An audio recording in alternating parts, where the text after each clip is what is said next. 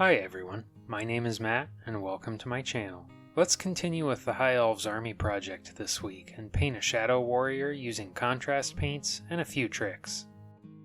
After assembling the model, I primed it with white primer and then mounted it to a cork with superglue for easier handling.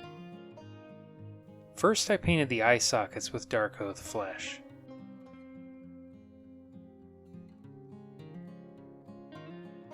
Next, I base coated the white areas with a mix of contrast medium and Stormvermin fur. If you want more information about this mix, check out my other High Elf tutorial here.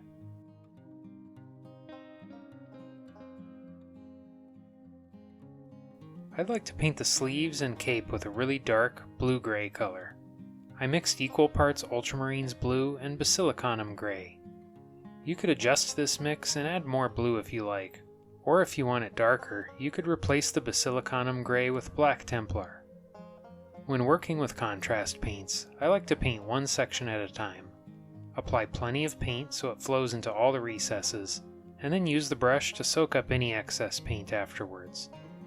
The paint will continue to settle and pool as it dries, so keep an eye out for any excessive pooling, especially on the bottom of the cape.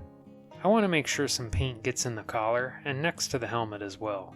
I'll be painting the helmet with opaque paint later, so I'm not worried if some blue gets on it. I'm just concerned about getting paint down in the crevices, and make sure no paint gets into the eye sockets. You could paint the head separately if you want to make it easier. After the first layer dried, I painted a second to deepen the color.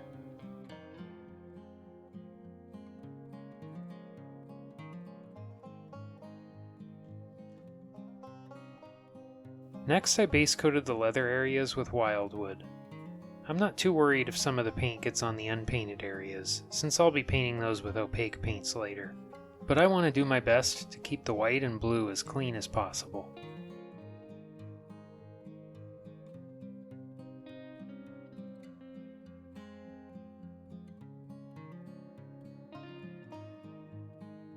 Really dark colors like Wyldwood can dry unevenly, and they usually require a second coat for an even finish.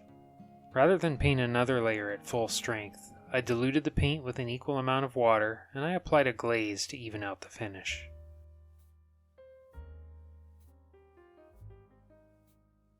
Next I painted the bow and the arrows with Bonewhite.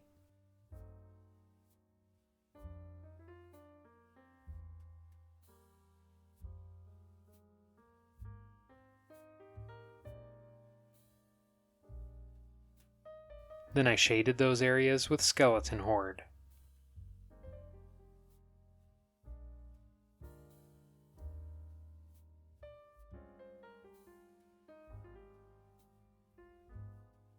Before I base coat any other areas, I'd like to paint a thin black line in the crevices. This is a technique commonly called black lining, and it will help provide more definition where the two colors meet. I usually add the line after one of the areas is already painted, and before the other.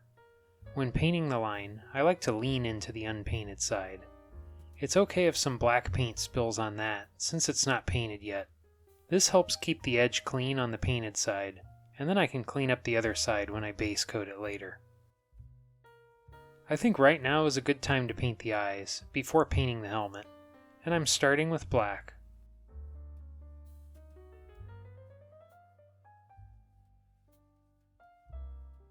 Then I painted the eyes with white, leaving a thin black outline.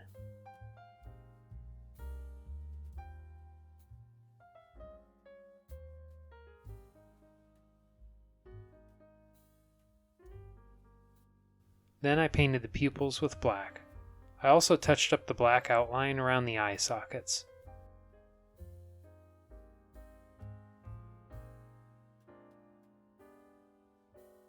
With the black lining finished, next I base coated the silver areas with Iron Hand steel, making sure to leave a thin black outline around the details on the bow.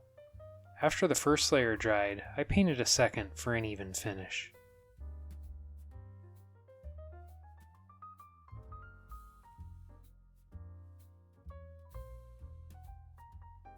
Next I shaded the steel areas with Gryph-Charger gray. Some of the contrast paints work great for shading metals.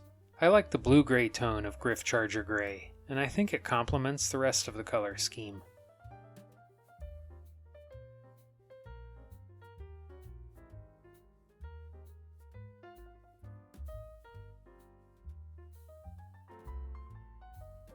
Once the shade dried, I lightly dry brushed the armor with Iron Hand steel. Since this is for an army, I'm okay with some dry brushing, especially on the scale armor. It would take way too long to highlight all of those individually. Next, I painted a few areas with Caledor Sky, and made sure to leave a thin, black outline. There isn't a black outline around the belt details yet, and I'll add that later before painting the gold.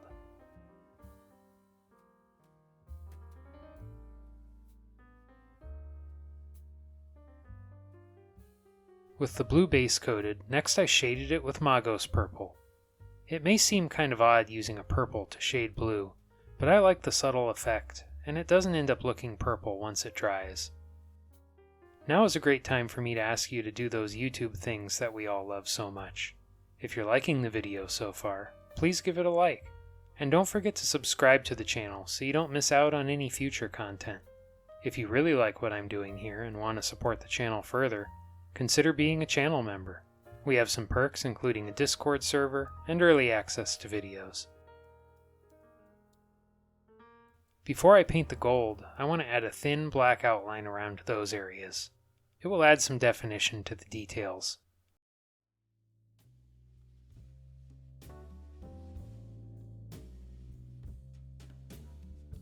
I painted all the gold with Retributor armor, making sure to leave a thin outline of black around it. After painting the first layer, I added a second for an even finish.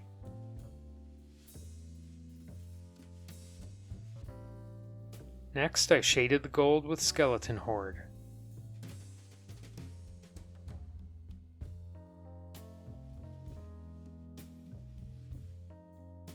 After the shade dried, I base coated the gems with black.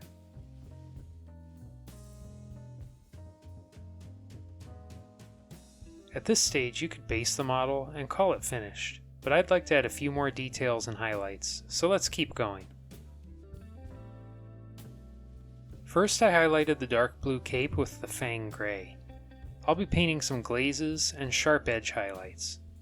Starting with a glaze, thin down the paint with water, and with very little paint on your brush, apply a very thin layer to the model.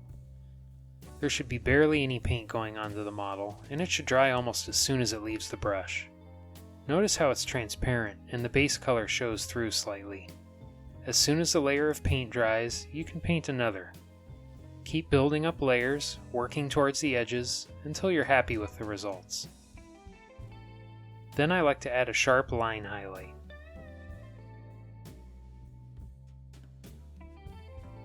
You can also work the opposite way, starting with a sharp line highlight, and then you can build up glazes towards that line. If you'd like more information about glazes and how I like to blend paint, check out this video here. On the smaller details, like the collar and sleeves, I painted just a line highlight and no glaze.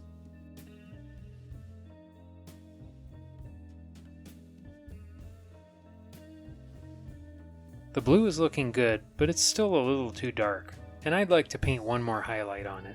I painted a very sharp line of rust gray on the edges and corners. I like the sharp graphic style, but you could apply some glazes as well if you prefer a more blended look.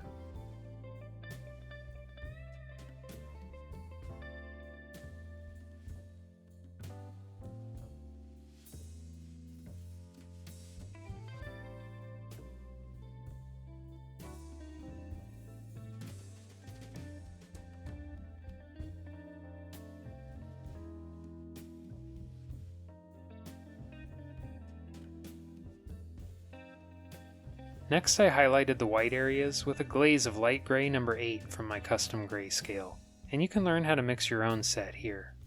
If you don't feel like mixing anything, you could skip this step.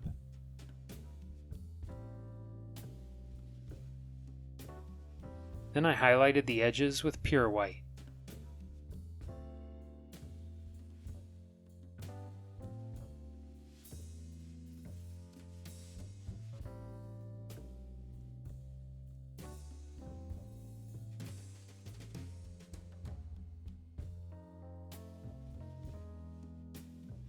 I highlighted the leather next with glazes of Steel Legion Drab. Treat these highlights the same as the cloak. Thin the paint with water, and with barely any paint on the brush, start building up some subtle layers. I worked my way towards the edges, and then added a sharp line highlight. Depending on how dark your base coat layer dried, you may want to mix a darker midtone first to make highlighting a little easier. If you'd like to go that route, I would recommend mixing Steel Legion Drab with Dryad Bark.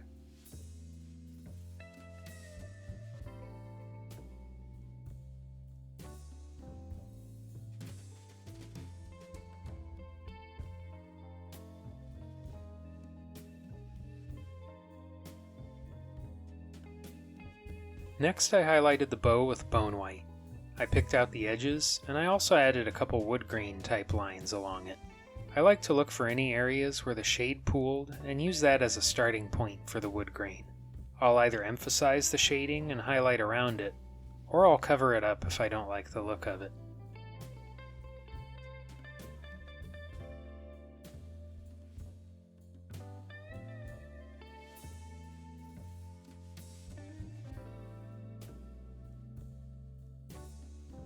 Moving on to the blue now, and I added a broad highlight with Caledor Sky. I repainted over most of the blue sections, leaving the darker shade in the recesses.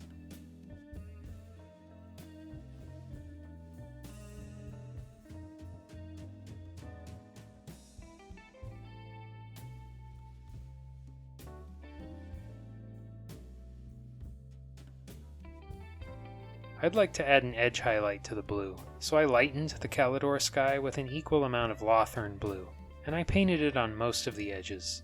You could add another highlight with pure Lothern blue if you like, but since this is for an army, I think I'm going to stop here. Otherwise the models will take too long.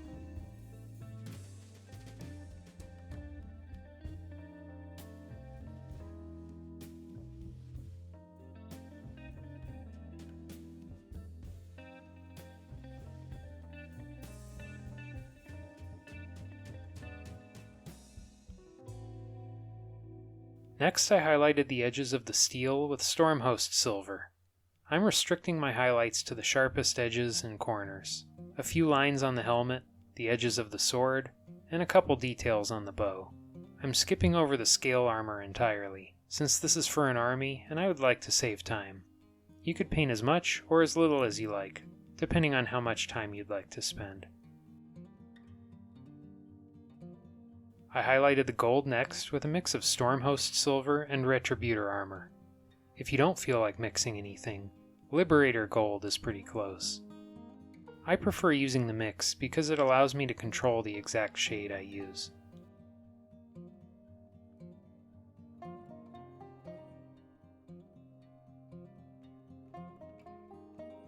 Over a black base coat, I painted the gems with Khorne red, leaving a thin, black outline.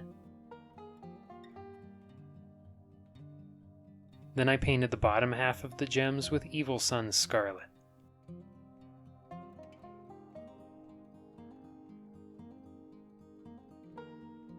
You may want to paint a second layer closer to the bottom for a brighter finish.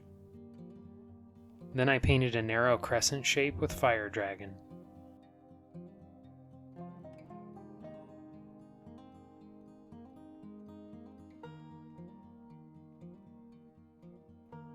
Followed by a very narrow line of Toxic Yellow.